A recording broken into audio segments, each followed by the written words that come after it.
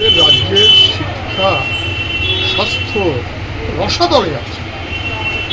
শিক্ষাতে একেবারে তহতব্য নয় যা চলছে, স্বাস্থ্য তাই। মানুষ চিকিৎসা পাচ্ছে না, আর পেলে তো ভুল চিকিৎসা।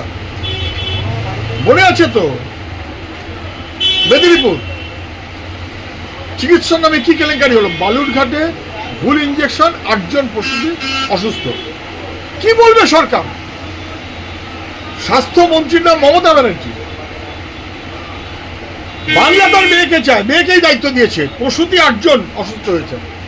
এর আগে মেদিনীপুর আমাদের মনে পড়ছে, গোটা রাজ্যের বিভিন্ন জায়গাতে একই রকম। শিক্ষা ধ্বংস করেছেন, স্বাস্থ্য ধ্বংস করবেন, মানুষকে রুখে দাঁড়ানো ছাড়া কোনো বিকল্প নেই।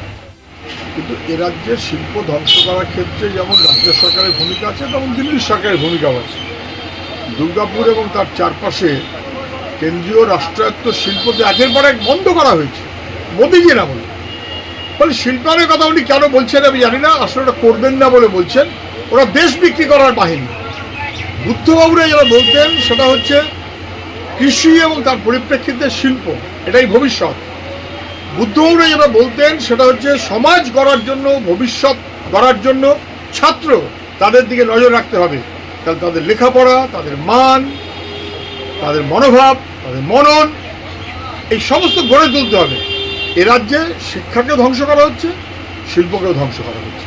মোদিজির কথায় কিছু লাভ হবে না, উনি যে রাজ্যে ডবল ইঞ্জিন একই রকম চলছে।